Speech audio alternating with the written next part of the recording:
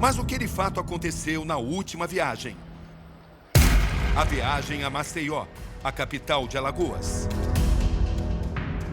Esse foi o endereço escolhido por Vinícius e pela namorada por 7 dias. Um luxuoso hotel em São Miguel dos Milagres, a 2 horas da capital. Quartos com piscina privativa. Atendimento personalizado. Perto dali, nessa outra pousada, a 3 quilômetros, se hospedaram o policial militar Samuel da Luz e o motorista Danilo Lima. Vinícius não desconfiou, mas as indicações são de que seus passos estavam sendo monitorados. Uma atitude suspeita chama a atenção do empresário. No restaurante, na quarta-feira, ele me disse, sim, que ele acreditava que um cara que estava no restaurante era muito parecido com o inimigo dele, mas no fim das contas ele falou, não é. Porque o cara fuma muito, esse cara não tá fumando, se fosse o cara ele já teria levantado outras vezes para fumar. Mas então... isso deixou ele preocupado? Não, ele só fez um comentário comigo. Quem era esse inimigo que ele achava parecido com essa daí pessoa? ele não me disse nomes. Você diria que o Vinícius ficou exposto demais em Maceió? Sim, acredito que sim. Inclusive, saímos algumas vezes da pousada para procurar a casa para a gente passar o Réveillon. Então, imagina só, a gente ficar andando para lá e para cá procurando um imóvel. Tinha um pouco de medo. Então, até dentro do carro eu ficava assim, meio que olhando. Ele sempre me questionava, tá com medo? E ele ria, ele falava, você é muito medrosa. Mas eu realmente sou muito medrosa. Agora nada é descartado. Nem mesmo o fato da escolha do destino. Hoje, Maria Helena chega à conclusão de que o namorado já sabia do recebimento das joias. E por esse motivo decidiu ir a Maceió. O Vinícius recebeu um telefonema de alguém que devia a ele? Sim. Ele tinha um celular. Ele andava com 2 celulares. E aí eu acho que ele tinha um celular lá parado e ele começou a mexer nesse celular exclusivamente para falar com essa pessoa. Você sabia quem era essa pessoa? Não, ele denominou como picareta. Ele não falou o nome? Não. Você não sabe até hoje quem é? Não, ele falava picareta. Ele te contou que era alguém que devia a ele? Ele chegou a comentar algo de uma dívida, mas muito por cima, assim. Ele falou, olha, eu preciso receber umas joias, eu vou pedir pro Danilo e pro Samuel irem até Maceió buscar. Você viu o Vinícius encarregando o Danilo de ir apanhar essas joias, de receber essas joias? Eu vi eles combinando pelo celular. Inclusive, será que ele programou a viagem só pra gente ir ver casa, pra gente passar um tempo na pousada, ou ele já foi pensando em pegar essas joias? Eu não sei. Eu não sei se essa pessoa que foi entregar as joias morava ali. Isso eu real não sei. Você acha que isso já pode ter sido pensado antes? E talvez tenha sido uma armadilha? Quem sabe? Passa pela sua cabeça isso? Eu não duvido de absolutamente nada. Pra mim, tudo agora pode ser alguma pista de algo que relacione. Qual, afinal, a ligação entre a entrega das joias e o assassinato de Vinícius? Aqui um outro personagem entra na história. Danilo Lima. É ele quem vai buscar as joias em um restaurante de Maceió. E o que ele contou para você sobre essa missão em que você foi designado? Ele disse para mim que uma pessoa, quando ele chegou em Maceió, reconheceu ele no aeroporto, entrou em contato com ele, querendo pagar uma dívida que devia para ele e ia pagar uma parte em joias. Ele pediu para mim buscar, me encontrei com um rapaz no quiosque. Quem era esse rapaz? Uma pessoa que chamava Alan, não é isso? Alan, isso. Meu nome Sei. é Alan. E você sabe quem era essa pessoa? Nunca vi na minha vida. Ele disse para mim que essas joias valiam em torno de 1 milhão a 2 milhões. Que existe hoje a desconfiança de que dentro dessa caixa talvez tivesse um dispositivo que possibilitasse a monitoração do Vinícius. Você ouviu isso? Se tiver, devia estar muito bem escondido. Você ficou sabendo sobre isso? Eu acho que a partir do momento que descobrir quem é que foi que entregou essas joias, eles podem ter uma resposta mais certeira. Porque até então eu não sei quem entregou essas joias, se essa pessoa tem alguma ligação com esses inimigos dele. O possível rastreamento dos objetos de luxo é defendido pelo ex-advogado de Vinícius. O senhor considera a oferta e a posterior entrega dessas joias ao Vinícius como parte da execução dele? Como parte de um plano? Ah, não tenho dúvida. O senhor está totalmente convencido que havia ali um dispositivo de monitoração? Totalmente convencido.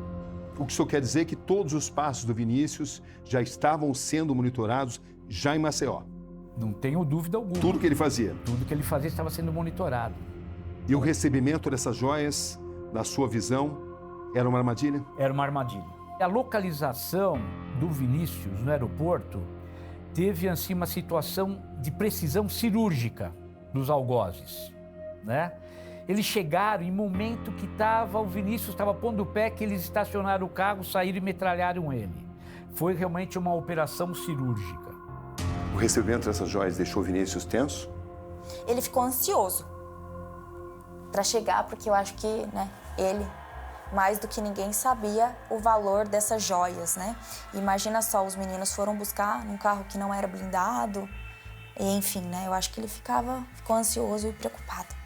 Em nenhum momento você ficou sabendo quem é que estava entregando essas joias? Não, em nenhum momento. Você chegou a perguntar a ele? Não, eu não ficava questionando, até porque ele não... Ele só falou pra mim, tô negociando com picareta e preciso receber essas joias em troca, sei lá, de dívida. Foi algo assim, do tipo, mas nada, nenhuma informação. Até a viagem de volta, teve mais algum momento de tensão? Não, no dia seguinte sairíamos da pousada mais ou menos 8h30 da manhã. Aí acordamos, tomamos café, tudo normal, ele muito tranquilo. Quando se definiu essa viagem de volta? Não, já estava tudo definido. E você acha que muita gente ficou sabendo desses planos? Ele não era de comentar. E quando eu percebi que quando alguém ligava para ele, alguma pessoa do trabalho, não sei ao certo, ele nunca falava onde estava. Ele falava assim, estou em Fortaleza. Ele falava outro lugar. Aí a pessoa perguntava, volta quando? Ele, na quinta, sendo que não, que a gente ia voltar na sexta. Então eu acho que ele era ligado em relação a isso. Sexta-feira, 8 de novembro. É hora de contar os detalhes. O que você sabia sobre os procedimentos da volta de vocês, da volta do Vinícius? Eu sabia que, como sempre, pegaríamos o voo. A partir do momento que chegasse em São Paulo, estaria o carro que o Vinícius andava e a viatura. 2 carros? 2 carros, sim. Com quantas seguranças? 4 no carro e no outro só eu, ele, talvez o filho que tivesse ido buscar com o sobrinho. Isso já estava definido, você sabia disso, inclusive? Isso sempre. Sempre eram 4. Como é que foi o voo de volta?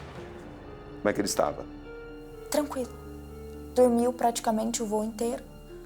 Quando ele acordou, foi para comer um snackzinho. Durante a viagem, ele manifestou alguma preocupação com a chegada a São Paulo?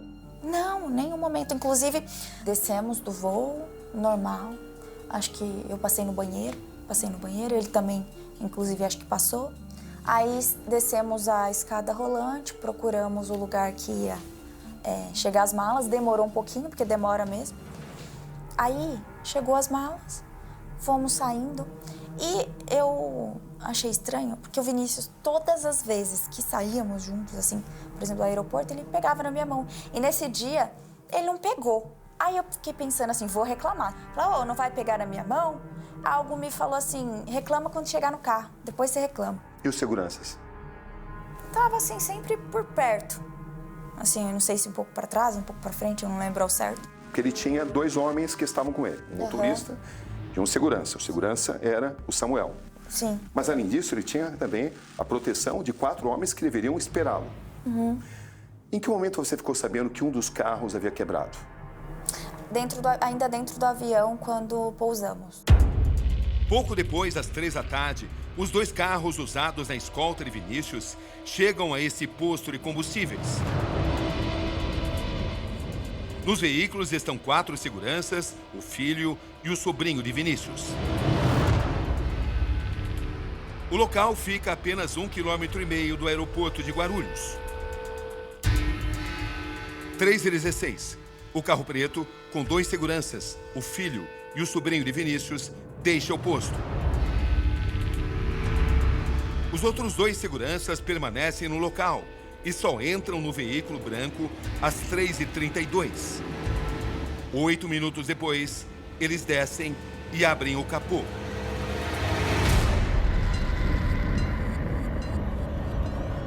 Às 13h43, o carro preto volta ao posto e segue novamente para o aeroporto, dessa vez com apenas um segurança, o filho e o sobrinho de Vinícius. Ele não desconfiou disso? Não.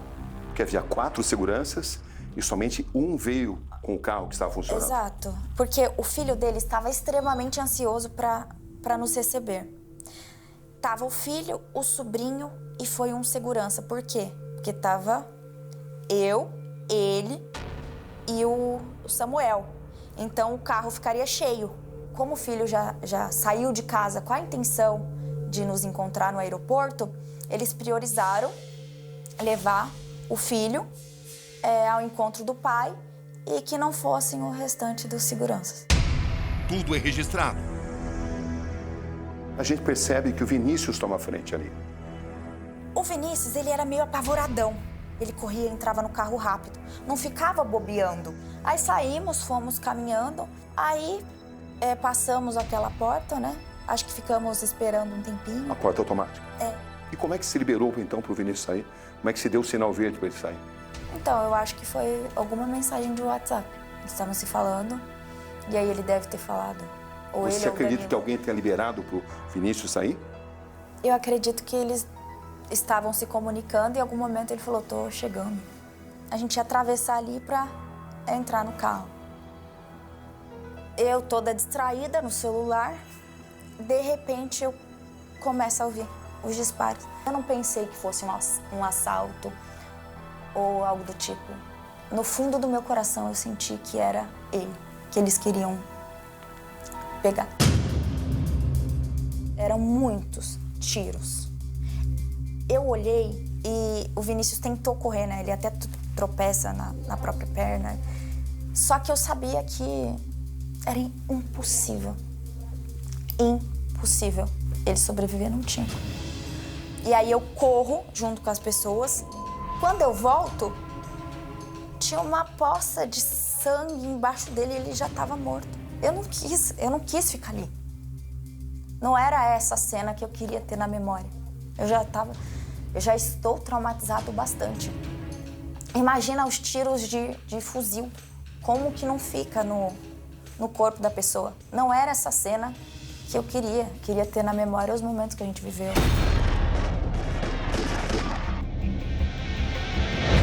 Até que ponto esses homens estavam preparados? Chama muita atenção que o Vinícius, o homem que era ameaçado, sai à frente, ou fica um pouco atrás, ali com o celular. Sim. E os seguranças não saem à frente para analisar a situação, para averiguar se tudo está em perfeitas condições de segurança. Isso não aconteceu. Por quê? Eu acredito que eles estavam relaxados ali. Até o Vinícius, o segurança, estava todo mundo relaxado, porque eu acho que ninguém esperava que isso fosse acontecer dentro de um aeroporto. Mas para que alguém precisa de segurança se você vai sair à frente? Então, errou e errou feio. Esse erro custou a vida dele. Você reconhece que o normal seria vocês conversarem antes, né, os seguranças conversarem com o Vinícius e eles saírem à frente para ver se a situação estava normal e aí então o Vinícius sair? Claro. Não seria essa a situação normal Claro. de alguém que tem segurança? Claro, senão Por que isso não aconteceu? Porque senão não faz sentido. Ai, eu não sei. Vocês não conversaram? O Vinícius não falou sobre isso? Não falava, ele não... Antes de sair? Essa relação dos funcionários dele, a única coisa que eu poderia dar minha opinião era, por exemplo, as funcionárias de casa. Agora, os seguranças dele, ele cuidava. Como é que ninguém percebeu que um carro preto estranho estava lá? Então, inclusive, eu acho que o carro nem tinha chego, o dos seguranças, onde estávamos. Então, ali eu acho que nem era, talvez, o momento de sairmos, né?